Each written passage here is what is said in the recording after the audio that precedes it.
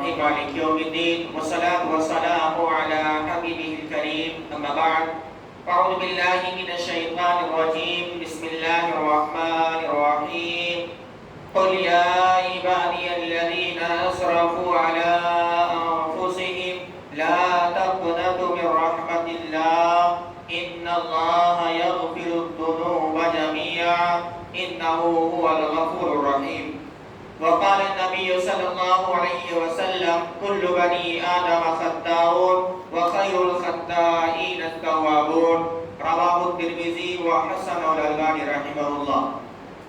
معزز سامعین کرام، اللہ رب العالمین کے لیے ہر طرح کی تعریف اور کبریائی اور بڑائی ہے۔ بعدہ درود و سلام نازل ہو تمام انبیاء کرام پر، خصوصاً اللہ کے آخری نبی سرور دو عالم صلی اللہ علیہ وآلہ وسلم پر۔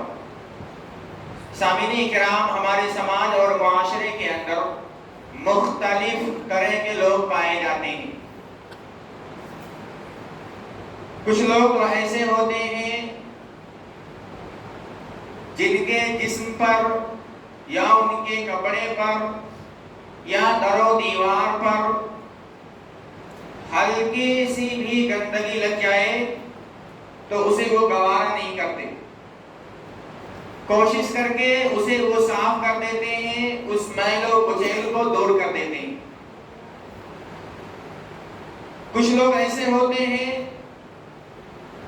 جو نہ اپنے جسم کی صفائی کرتے ہیں اور نہ ہی اپنے قرب و جوار کی صفائی کرتے، بلکہ وہ ایسے ہی جانوروں کی طرح زندگی گزارتے رہتے ہیں۔ سامعین کرام، جس طریقے سے ہمارا لباس گندا ہوتا ہے، جس طریقے سے ہمارا بدن گندا ہوتا ہے، جس طریقے سے ہمارے مکانات، ہمارے جو ہے بستر، یہ دیگر چیزیں جیسے گندی ہوتی ہیں، ایسے ہمارے دل کے اندر بھی زنگ لگتا ہے، ہمارا دل بھی کیا ہوتا ہے، سیاہ اور کالا ہوتا رہتا ہے۔ تو جس طریقے سے ہم ظاہری طور پر صفائی ستھرائی کا احترام کرتے ہیں، اس کا اہتمام کرتے ہیں، اسی طریقے سے ہماری چاہت اور ہماری کوشش یہ ہونی چاہیے کہ باطنی طور پر بھی جو غلاظت، جو گندگی ہمارے دلوں پر لگ رہی ہوتی ہے، اسے بھی ہم دور کرتے چلیں۔ ہم جانتے ہیں کہ جو ظاہری ہماری جو گندگیاں ہوتی ہیں، غلاظتیں ہوتی ہیں، بسا اوقات وہ ہلکی سی کھرچ سے یا اس پہ محنت کر دینے سے، پانی ڈال دینے سے صاف ہو جاتی ہیں، لیکن بعض گندگیاں ایسی ہوتی ہیں جو نہ تو پانی سے صاف ہوتی ہیں، نہ ہی تھوڑا بہت اس پہ ہاتھ لگانے سے صاف ہوتی ہیں، بلکہ ان کے لیے صابن، سرف یا اس طریقے سے دیگر آلات کا استعمال کیا جاتا ہے۔ ایسے ہی ہمارے دل، ہمارے جو دل کی بیماری ہے، ہمارے دل کے اندر جو زنگ لگتا ہے، وہ بھی مختلف انداز کا ہوتا ہے۔ اللہ رب العالمین نے قرآن مقدس کے اندر ذکر کیا کہ ان الحسنات یذھبن السیئات، کہ جو نیکیاں ہوتی ہیں یہ گناہوں کو لے جاتی ہیں، برائیوں کو ختم کرتی ہیں۔ تو معلوم یہ ہوا کہ یہ ہلکے پھلکے ہمارے گناہ ہوتے ہیں، جسے ہم صغیرہ گناہ کہہ سکتے ہیں، تو یہ گناہ ہمارے نیکی کرنے سے گھٹتے رہتے ہیں، کم ہوتے رہتے ہیں، ختم ہوتے رہتے ہیں۔ لیکن کچھ گناہ ایسے ہوتے ہیں جن کے لیے اللہ رب العالمین کی بارگاہ میں توبہ کرنا، اللہ رب العالمین کی طرف رجوع کرنا، اللہ رب العالمین کے سامنے رونا، اللہ رب العالمین کے سامنے گڑ گڑانا، اللہ رب العالمین سے معافی مانگنا، یہ ضروری ہوتا ہے۔ آج کی محفل میں انشاءاللہ العزیز ہمارا جو موضوع ہے اسی سے ملتا جلتا ہے، جسے ہم توبہ اور استغفار بھی کہہ سکتے ہیں۔ سامعین کرام، ابھی جو ہم نے آپ کے سامنے ابتدائی امر میں قرآن مقدس کی آیت کریمہ ہم نے تلاوت کی ہے، اس کے اندر اللہ رب العالمین نے فرمایا قُلْ يَا عِبَادِيَ الَّذِينَ أَسْرَفُوا عَلَىٰ أَنفُسِهِمْ لَا تَقْنَطُوا مِن رَحْمَتِ اللَّهِ إِنَّ اللَّهَ يَغْفِرُ الذُّنُوبَ جَمِيعًا، کہ اے وہ لوگوں جنہوں نے اپنے نفسوں پر ظلم کیا ہے، اپنے نفسوں پر زیادتی کی ہے، لا تقنطوا من رحمت اللہ، تم نے اپنے نفسوں پر زیادتی کی ہے گناہ کیا ہے، تم سے غلطی ہوئی ہے، تم سے خطا ہوئی ہے، لیکن اللہ فرما رہے ہیں لا تقنطوا من رحمت اللہ، اللہ کی رحمت سے تمہیں مایوس نہیں ہونا ہے، اللہ کی رحمت سے نا امید نہیں ہونا ہے، کیونکہ اللہ رب العالمین ساری خطاؤں کو معاف کر دیتا، تمام گناہوں کو مٹا دیتا ہے، کیونکہ وہ غفور ہے، وہ رحمان ہے، وہ رحیم ہے، وہ سارے گناہوں کو مٹا دیتا ہے۔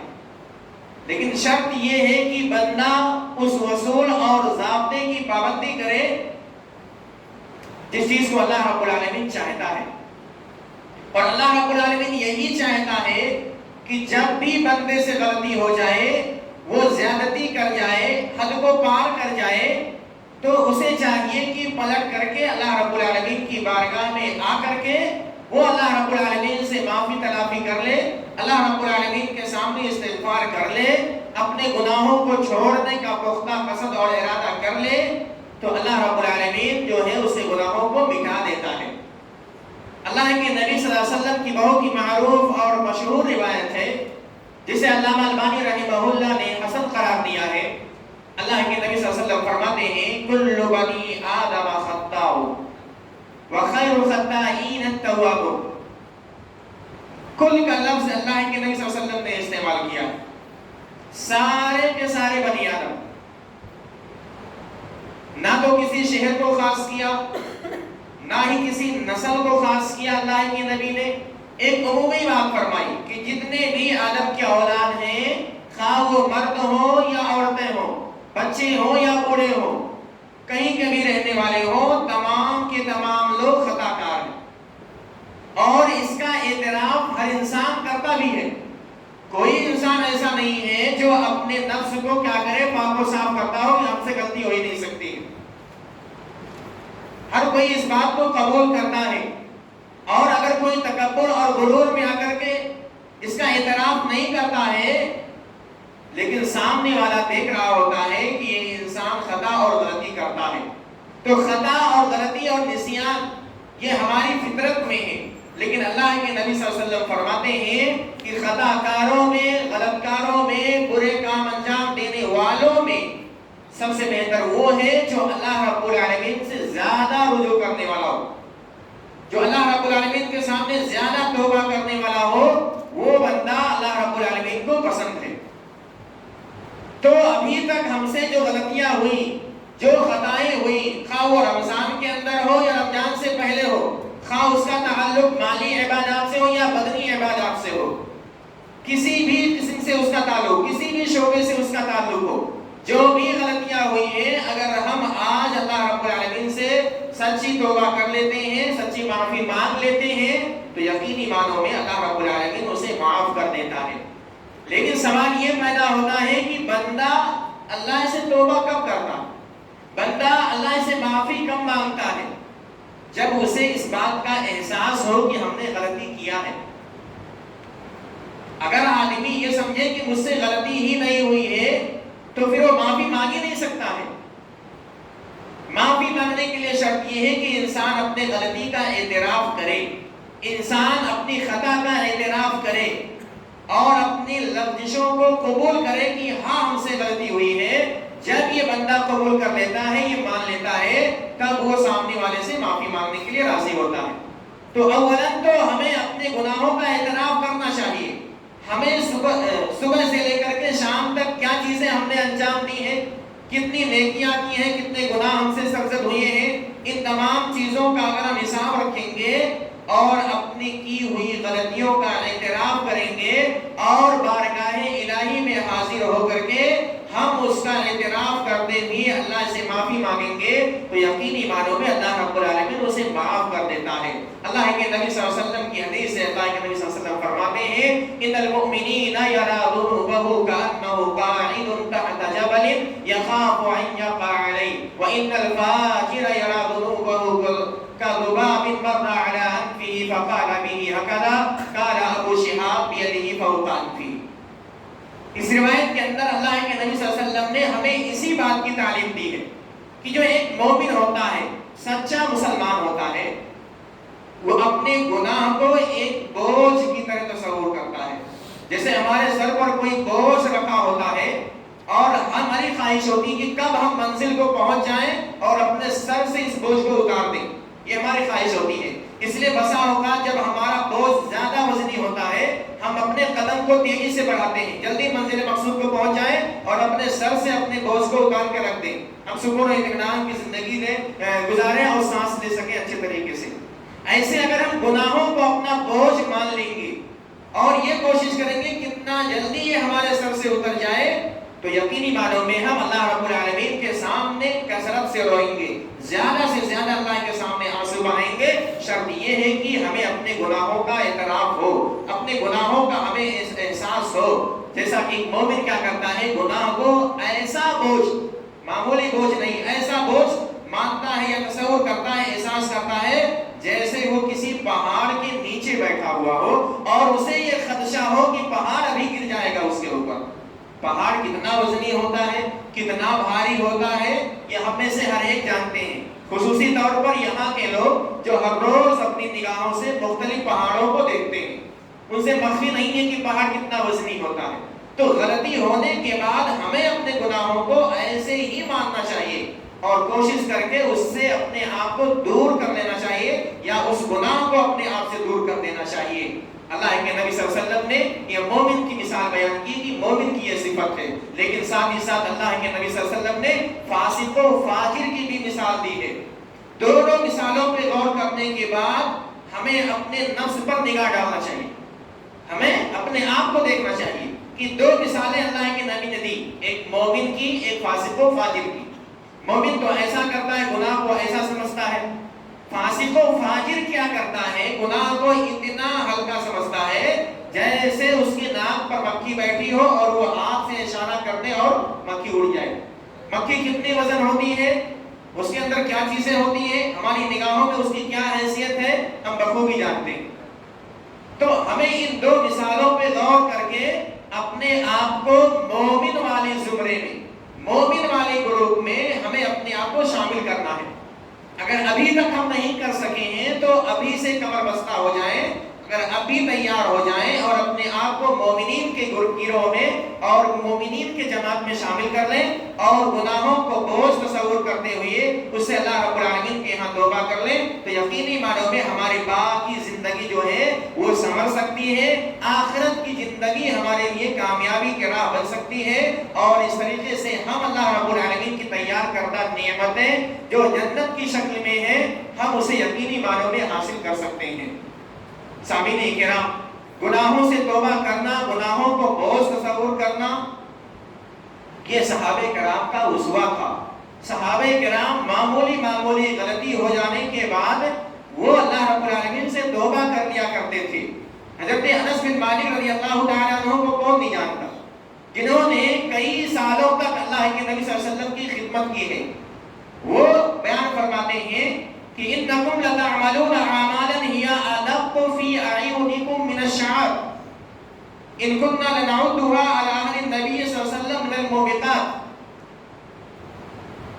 کہ تم لوگ ایسے گناہ کرتے ہو اور وہ گناہ تمہارے نگاہ میں بال کے برابر ہے، جبکہ اسی گناہ کو ہم اللہ کے نبی صلی اللہ علیہ وسلم کے دور میں موبقات شمار کرتے تھے۔ موبقات کہتے ہیں ہلاک کر دینے والا گناہ، مہلک جسے بولتے ہیں، مہلک گناہ، ہلاک کرنے والا۔ اس معمولی گناہ کو جو آپ اس دور کے اندر کرتے ہو اور معمولی سمجھتے ہو، ہم اسی معمولی گناہ کو اللہ کے نبی کے زمانے میں ہلاک کرنے والا سمجھتے تھے۔ یہ حضرت انس بن مالک رضی اللہ تعالیٰ عنہ فرما رہے ہیں، جبکہ ایک صحابی رسول ہیں اور اللہ کے نبی صلی اللہ علیہ وسلم کی بہت ہی مشہور روایت ہے کہ سب سے بہتر دور ہمارا دور ہے، سب سے بہتر زمانہ ہمارا زمانہ ہے، اس کے بعد کا تابعین کا، اس کے بعد تبع تابعین کا۔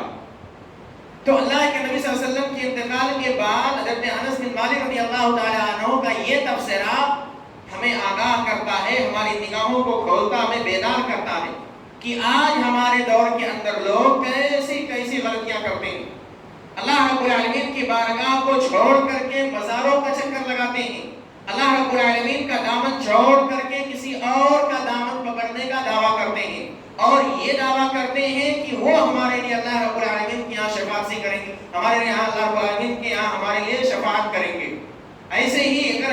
معمولی چیز نماز کو اگر لے لیں ہم، صرف معمولی چیز نماز جو ایک اہم عبادت ہے، دن رات کے اندر کتنی مرتبہ ہم چھوڑتے ہیں نماز کو، کتنی مرتبہ ہم چھوڑتے ہیں. یہ معمولی گناہ نہیں ہے، لیکن ہم نے اسے معمولی بنا لیا ہے. ظہر کی نماز چھوڑ جائے ہمیں احساس نہیں ہوتا، فجر کی نماز چھوڑ جائے ہمارے دلوں پر کوئی جو اثر نہیں ہوتا اس کا. نماز بھی چھوڑ گئی، عصر بھی چھوڑ گئی، ظہر بھی چھوڑ گئی، مغرب بھی چھوڑ گئی، کوئی فرق نہیں پڑتا. یہ آج کے ہمارے رجحان بن چکے ہیں، یہ ہماری فکر اور سوچ بن چکی ہے گناہوں کو ہلکا سمجھنے کا. جبکہ اسی گناہ کو اللہ کے نبی صلی اللہ علیہ وسلم فرماتے ہیں من ترک الصلاۃ متعمدا فقد کفر، کہ جس نے جان بوجھ کر کے نماز چھوڑ دیا اس نے کفر کیا یا یہ کہیں کافروں والا عمل کیا. بعض علماء نے فرمایا ہے کہ وہ انسان کافر ہو جاتا ہے، بعض لوگ کہتے ہیں وہ کافر والا عمل کرتا ہے. تو یہ نماز ہماری نگاہوں میں معمولی ہے. ایسے ہی نماز کے علاوہ ہم دیکھ لیں، زکوٰۃ کے مسئلے کو لے لیں، حج کے مسئلے کو لے لیں، روزے کے مسئلے کو لے لیں. کتنی پابندی ہم سے ہو پاتی ہے روزمرہ کی زندگی میں، اور کتنی کوتاہی ہم سے ہوتی ہے.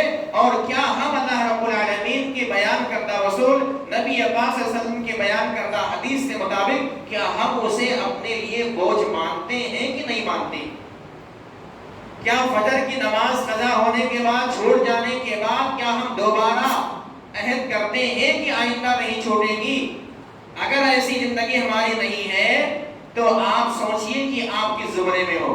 نبی پاک صلی اللہ علیہ وسلم نے جو 2 زمرے بیان کیے، 2 گروپ بیان کیے، ان 2 گروپوں میں سے ہم اور آپ کس گروپ میں ہیں ہمیں خود اس میں رکھنا ہوگا.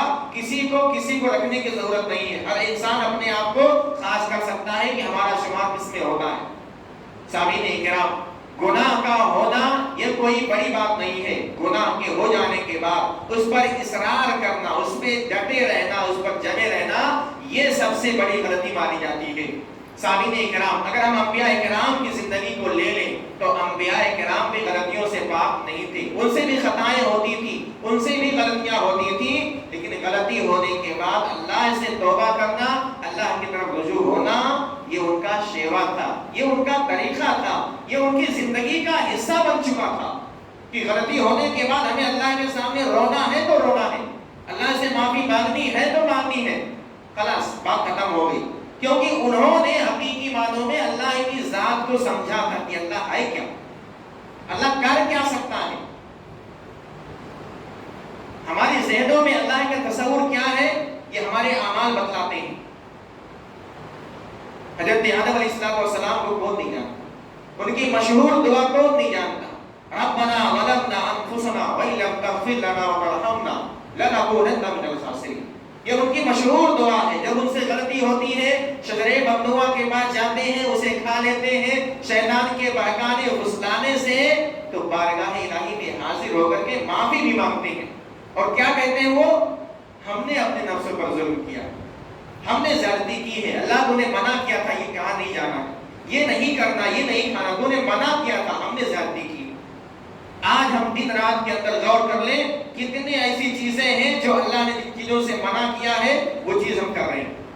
اللہ نے منع کیا ہے، اللہ کے نبی نے منع کیا ہے کپڑا ٹکنوں سے نیچے نہیں ہونا، ہم کرتے ہیں. یہ روزمرہ کی زندگی کے بارے میں بتا رہا ہوں میں. اللہ کے نبی نے فرمایا داڑھی کو چھوڑ دو، ہم نہیں چھوڑتے، ہم نہیں چھوڑتے. اللہ رب العالمین نے کیا فرمایا؟ حرام کے قریب نہیں جانا، سود کے قریب نہیں جانا، جھوٹ کے قریب نہیں جانا، جھوٹی گواہی کے قریب نہیں جانا، پڑوسی کا حق نہیں کھانا، میراث نہیں کھانا. یہ تمام منہیات ہیں، تمام منع کردہ چیزیں ہیں جسے ہم ہر روز انجام دیتے ہیں. لیکن نبی کا طریقہ کیا تھا؟ انبیاء کا طریقہ کیا تھا؟ اللہ نے منع کر دیا تو کر دیا. ہاں اگر ہو گئی غلطی تو اسے اللہ کے سامنے مان لینا ہے، قبول کر لینا ہے، اپنے خطا کا اعتراف کر لینا ہے. تو اگر ہمیں اسوہ انبیاء پر چلنا ہے، ہمیں اگر نبی کو ہم نمونہ مانتے ہیں، انبیاء کرام کو نمونہ مانتے ہیں، اپنا اسوہ سمجھتے ہیں، آئیڈیل مانتے ہیں، تو ہمیں بھی ایسا کرنا چاہیے. صرف زبان سے دعویٰ کر لینے سے کام نہیں بننے والا ہے، صرف زبان سے دعویٰ کر لینے سے کام نہیں چلتا ہے. اسی طریقے سے اگر ہم دیکھیں تو اور بہت سے انبیاء کرام ہیں. حضرت یونس علیہ السلام کی مشہور دعا ہے، حضرت موسیٰ علیہ السلام کی مشہور دعا ہے. کیا دعا حضرت موسیٰ کی ہے؟ جب ان سے غلطی ہوتی ہے، خطا ہو جاتی ہے، اور یہ کہیے کہ انجانے میں ایک ہی موقع میں آدمی کا مارنے سے، ایک ہی مکہ مارنے سے آدمی مر جاتا ہے، کیا فرماتے ہیں؟ ربی انی ظلمت نفسی فاغفر لی. اے اللہ ہم نے اپنے نفس پر ظلم کیا ہے، اس آدمی کو مار کر کے ہم نے ظلم کیا ہے، اللہ تو اسے معاف فرما دے. ایسے ہی حضرت یونس کیا فرماتے ہیں؟ لا الہ الا انت سبحانک انی کنت من الظالمین. اللہ میں ہی ظالم ہوں، تو پاک ہے، تو تنہا عبادت کے لائق ہے، غلطی تو مجھ سے ہوئی ہے. اللہ کے نبی صلی اللہ علیہ وسلم کیا فرماتے ہیں؟ یا ایھا الناس توبوا الی ربکم، اے لوگو تم اپنے رب کے درگاہ میں توبہ کرو. واللہ انی لا اتوب الی اللہ عز وجل فی یوم 100 مرہ. لوگو تم اللہ سے توبہ کرو، اپنے رب سے توبہ کرو. میں اللہ کی قسم دن کے اندر 100 بار اللہ سے توبہ کرتا ہوں. یہ ہمارے نبی تھے، رحمت للعالمین تھے، ہمارے اسوہ ہیں، ہمارے لیے نمونہ ہیں، آئیڈیل ہیں. ہماری زندگی کے اندر ان کا آئیڈیل کہاں نظر آتا ہے؟ نظر آنا چاہیے، صرف زبانی دعویٰ سے کام چلنے والا نہیں ہے. ایسے ہی اگر ہم دیکھیں تو اللہ کے نبی صلی اللہ علیہ وسلم کے صحابہ نے اللہ کے نبی صلی اللہ علیہ وسلم کے بارے میں کیا فرمایا؟ اللہ کے نبی صلی اللہ علیہ وسلم ایک مجلس میں ایک دعا کو 100 مرتبہ پڑھتے تھے. کون سی دعا؟ رب اغفر لی وتوب علی انک انت الغفور الرحیم. اے اللہ تو ہمیں معاف فرما دے، ہم توبہ کرتے ہیں، تو گناہوں کو معاف کرنے والا ہے، رحم کرنے والا. ایک دعا کو ایک مجلس میں 100 مرتبہ پڑھتے تھے. سامعین کرام، کہنے کا مطلب یہ ہے، جو ہماری منشا ہے اور اس موضوع سے جو میں آپ کے ذہن میں جو بات ڈالنا چاہتا ہوں وہ یہی ہے کہ رب کے سامنے رونے میں ہمیں ہچکچانا نہیں چاہیے. رب کے سامنے جھکنے میں ہمیں فخر محسوس کرنا چاہیے. ہمارے آنسو غیروں کے سامنے، غیروں کے پاس نکلنے سے زیادہ رب کے سامنے نکلنا چاہیے. کیونکہ جو آنسو رب کے سامنے نکلتا ہے، جو آنسو سجدے کے عالم میں نکلتا ہے، اور یہ آنسو انسان کی زندگی کو تبدیل کرتا ہے. یہ آنسو اپنے اندر ایک معنویت رکھتا ہے، انسان کی زندگی کو بدلنے کے لیے وہ اثر رکھتا ہے. اس لیے ہمیں رب کے سامنے زیادہ آنسو بہانا چاہیے غیروں کے سامنے آنسو بہانے سے.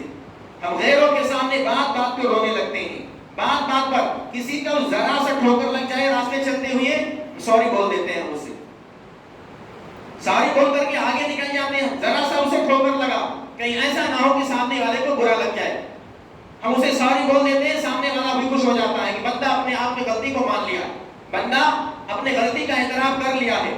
سوچئے اگر یہی غلطیاں جو ہم سے دین کے معاملے میں ہوتی ہیں، اگر ہم رب کے سامنے توبہ کر لیتے ہیں تو کیا رب ہم سے خوش نہیں ہوتا ہے؟ کیا رب ہم سے خوش نہیں ہوگا؟ یقینی معنوں میں اللہ ہم سے خوش ہوگا کہ یہ اللہ رب العالمین کا وعدہ ہے. اللہ رب العالمین نے فرمایا ان اللہ یحب التوابین ویحب المتطہرین، کہ اللہ توبہ کرنے والوں کو پسند کرتا ہے، اللہ توبہ کرنے والوں سے محبت کرتا ہے، اللہ پاکی صفائی کرنے والوں سے محبت کرتا ہے. تو اگر ہم یہی جو عام زندگی کے اندر ہمارا روٹین ہے، جو ہمارا معمول ہے، اگر وہی معمول ہم دین کے معاملے میں بنا لیں تو یقینی معنوں میں ہماری زندگی کے اندر انقلاب آ سکتا ہے. دینی انقلاب ہماری زندگیوں کے اندر آ سکتا ہے. یہ انبیاء کرام کو توبہ کی عادت تھی. اللہ رب العالمین نے ہمیں بھی توبہ کا حکم دیا ہے، عام بات نہیں ہے. اللہ رب العالمین نے مسلمانوں کو توبہ کرنے کا حکم دیا ہے. اللہ رب العالمین نے فرمایا وَتُوبُوا إِلَى اللَّهِ أَيُّهَا الْمُؤْمِنُونَ لَعَلَّكُمْ تُفْلِحُونَ، کہ اے مومنوں تم اللہ رب العالمین سے توبہ کرو، اللہ رب العالمین سے توبہ کرو تاکہ تاکہ تم کامیاب ہو سکو. تو توبہ یہ کامیابی کی ضمانت ہے، توبہ یہ کامیابی کی ضمانت ہے. اگر ہم کامیاب ہونا چاہتے ہیں تو اللہ رب العالمین کے دربار میں آ کر کے ہمیں توبہ کرنی چاہیے. ہمیں اپنے گناہوں کو ماننا چاہیے اور اپنے آپ کو نیچا رکھنا چاہیے. اللہ کے سامنے جھک کر کے رہنا چاہیے. سر اٹھا کر کے اللہ کے سامنے جینے کا ہمیں حق نہیں ہے، کیونکہ اللہ رب العالمین وہ ہمارا بادشاہ ہے، ہم اس کے سامنے فقیر ہیں. تو ہمیں اپنے آپ کو فقیر ماننا چاہیے، اپنے آپ کو غلطی والا ماننا چاہیے. سامعین کرام، اسی طریقے سے اگر ہم اور آگے بڑھیں اور ہم دیکھیں صحابہ کرام کی زندگیوں کو، صحابہ کرام کی زندگیوں کو دیکھیں تو غلطیاں ان سے بھی ہوئی، وہ بھی ابن آدم کے اندر آتے ہیں. وہ بھی حضرت آدم ہی کے اولاد تھے، وہ غلطیوں سے پاک نہیں تھے، لیکن چونکہ انہوں نے اللہ کے نبی صلی اللہ علیہ وسلم کے زیر سایہ پرورش پائی تھی، اللہ کے نبی صلی اللہ علیہ وسلم پر مر مٹنے والے تھے، اسی لیے دیکھیے حدیثوں کے اندر مختلف واقعات ملتے ہیں۔ میں سرسری طور پر ایک دو واقعے کی طرف اشارہ کر کے میں آگے بڑھتا ہوں۔ قبیلے جوہینیہ کی جو عورت تھی جس سے زنا کا ارتکاب ہوا، غلطی ہوئی تھی، زنا معمولی گناہ نہیں ہے، آج بھی وہ گناہ ہمارے سماج میں ناسور سمجھا جاتا ہے، اور وہ گناہ اسلام کے اندر قابل حد ہے۔ زنا کا ارتکاب کرنے والا اگر شادی شدہ ہے تو اسے رجم کیا جائے گا، غیر شادی شدہ اسے کوڑے لگائے جائیں گے، اس کے اوپر حد نافذ کی جائے گی۔ ایسی گناہ ہو جانے کے بعد بھی وہ لوگ صحابہ کرام کے پاس صحابہ کرام اللہ کے نبی صلی اللہ علیہ وسلم کے پاس جا کر کے کہتے ہیں اللہ کے نبی مجھے پاک کر دیجیے، اے اللہ کے نبی صلی اللہ علیہ وسلم مجھ سے غلطی ہو گئی ہے، مجھ سے یہ گناہ ہو گیا ہے، ہو گیا تو ہو گیا، حل کیا ہے اس کا؟ حل یہ ہے کہ اگر گناہ ہو گیا ہے اور مجرم اپنے گناہ کو قبول کر لیتا ہے تو پھر کسی گواہ کی ضرورت نہیں ہوتی ہے۔ اگر مجرم خود اپنے گناہ کو مان لیتا ہے تو پھر اس کے اوپر اللہ کے نبی صلی اللہ علیہ وسلم حد نافذ کر دیا کرتے تھے، لیکن اس کے لیے بھی اللہ کے نبی صلی اللہ علیہ وسلم بہت ہی احتیاط کرتے تھے، ہر طرح سے جانچ پڑتال کر لیتے تھے کہ کہیں یہ انسان ذہنی توازن کو کھو تو نہیں دیا ہے، کہیں یہ انسان نشے کے عالم میں تو نہیں ہے اور اس کے اوپر غلطی سے ہم سے جو ہے حد نافذ ہو جائے یا میں حد قائم کر دوں۔ بلکہ اللہ کے نبی صلی اللہ علیہ وسلم ایسے واقعات، ایسے معاملات جب آتے تھے، جانچ کرنے کے بعد، پڑتال کرنے کے بعد اس کے اوپر وہ حد نافذ کر دیتے تھے، حد نافذ کر دیتے تھے۔ سوچ کے دیکھیے اگر ہم سے یہ غلطی ہو جائے تو کیا ہم یہ اپنے اندر ہمت اور جرات رکھتے ہیں کہ اپنے آپ کو پتھروں کے حوالے کر دیں، سنسار ہو جائیں، اپنی جان کو گنوا دیں اور اللہ رب العالمین کے یہاں محبوب بن جائیں؟ ہماری کوشش یہ ہوتی ہے کہ گناہ ہونے کے بعد اس پہ ہم خوش ہو کر کے خاموشی کے ساتھ زندگی گزارتے رہتے ہیں۔ ایسے مائز بن مالک رضی اللہ تعالیٰ عنہ کو کون نہیں جانتا، ان سے بھی یہی غلطی ہوئی تھی۔ اللہ کے نبی ان سے بار بار کہہ رہے ہیں کہ آپ جائیے اللہ سے توبہ کر لیجیے، معافی مانگ لیجیے، بار بار لوٹ کر کے آتے ہیں کہ نہیں مجھے پاک کیجیے، میرے اوپر حد نافذ کیجیے۔ اس طریقے سے صحابہ کرام اصرار کرتے تھے۔ کیوں؟ کیا انہیں اپنی جان سے محبت نہیں تھی؟ کیا وہ اپنی جان سے پیار نہیں کرتے تھے؟ کیا انہیں جب سنسار کیا جاتا تھا تکلیف نہیں ہوتی تھی؟ ہوتی تھی۔ جب ان کے اوپر حد لگتا تھا تب انہیں بھی تکلیف ہوتی تھی، انہیں بھی سماج کے اندر رسوائی محسوس ہوتی تھی کہ سماج ہمیں کیا کہے گا، انسان زانی ہے، سماج کیا کہے گا، فلاں وہ زانی ہے، فلاں عورت زانیہ ہے۔ اس تانے کی انہوں نے کوئی فکر نہیں کی، کیونکہ یہ تانا محدود ہے، یہ دنیا محدود ہے، دنیا ایک محدود وقت تک ہے، لیکن آخرت کی زندگی جو ہے اللہ محدود ہے۔ اس لیے صحابہ کرام اس کو مقدم رکھتے تھے، اس پر اپنی نگاہ کو جما کے رکھتے تھے کہ وہاں ہمارا کیا ہوگا اگر اللہ رب العالمین کے سامنے ہم رسوا ہو گئے، رب کو کیا وہ دکھائیں گے جس رب پر ہم نے غائبانہ ایمان رکھا ہے۔ رب کو کسی نے دیکھا نہیں دیکھا، سب نے غائبانہ ایمان رکھا ہے رب پر، لیکن وہیں جا کر کے رب کے سامنے اگر ہمیں رسوا ہونا پڑے، رب کے سامنے ہمیں زانی ثابت ہونا پڑے، رب کے سامنے ہماری گناہیں کھول کے رکھ دی جائیں، ہمارا رجسٹر کھول کے نام اعمال رکھ دیا جائے اور ہمارے گناہ زیادہ ہوں، صحابہ کرام کو یہ پسند نہیں تھا، کیونکہ اللہ رب العالمین ہمارا رب ہے، اور رب جب ہم نے اس کو مان لیا ہے تو اس کے سامنے ہمیں محبوب بننے کی کوشش کرنی چاہیے، اور اللہ رب العالمین کو کیا چیزیں پسند ہیں ہمیں وہ کرنا چاہیے، کیا چیزیں ناپسند ہیں ان چیزوں کو ہمیں چھوڑ دینا چاہیے۔ سامعین اکرام، ایک لمحے کے لیے تنہائی میں بیٹھ کر کے کبھی اپنے ماضی کی طرف مڑ کر کے دیکھیے کہ 2023 ہمارا کیسے گزرا ہے، یا اس رمضان سے پہلے کی زندگی ہماری کیسی تھی، اور کیا کیا ہم نے کارنامے انجام دیے ہیں، ان کارناموں میں سے ہم نے کتنے گناہوں سے توبہ کیا ہے، کتنے گناہوں سے معافی مانگی ہے، اور کتنے گناہوں کو ایسے ہی نظر انداز کر دیا ہے۔ اور اگر ابھی آپ نے اپنے آپ کا محاسبہ نہیں کیا تو یقین جانیے جب آپ کا محاسبہ رب کرے گا تو پھر آپ وہاں بھاگ نہیں سکتے، وہاں بھاگ نہیں سکتے۔ جب آپ کا محاسبہ رب کرے گا قیامت کے دن، وہاں آپ کو صرف پچھتاوا ہوگا، اور وہ دن آنے سے پہلے ہمیں اپنے آپ کو سدھار لینا چاہیے۔ لیکن آئیے ہم کچھ باتیں اور جان لیتے ہیں، ایک دو دو باتیں کہ اس کے شرائط کیا ہیں. توبہ کب قبول ہوتی ہے اللہ رب العالمین کی بارگاہ میں؟ تو ظاہری طور پر ہمیں یہ شروط کو پورا کرنا چاہیے. اللہ ہماری بات سنتا ہے کہ نہیں سنتا، قبول کرتا ہے، وہ اللہ کے پاس ہے. لیکن جن باتوں کی پابندی کا ہمیں شریعت حکم دیتا ہے وہ پابندی ہمیں ان عبادتوں میں یا ان معاملات میں کرنی چاہیے. توبہ کے لیے چند شروط بیان کیے جاتے ہیں. پہلی بات یہ ہے کہ ہمیں اخلاص کے ساتھ توبہ کرنی چاہیے، اخلاص ہونا چاہیے. اللہ رب العالمین کے لیے ہونی چاہیے وہ چیز، کسی اور کے لیے نہیں ہونا چاہیے. ایسے ہی اس گناہ پر ہمیں نادم اور شرمندہ ہونا چاہیے. غلطی ہونے کے بعد ہمیں افسوس ہونا چاہیے، غلطی ہونے کے بعد ہمیں نادم ہونا چاہیے. ایسے ہی ترک معاصی کا ارادہ کرنا چاہیے کہ گناہ ہم نہیں کریں گے، اور مستقبل کی زندگی میں گناہ نہ ہو یہ کوشش ہمیں کرنی چاہیے. ایسے ہی ایک چیز کیا ہے، توبہ کا دروازہ بند ہونے سے پہلے ہی ہمیں توبہ کر لینا چاہیے.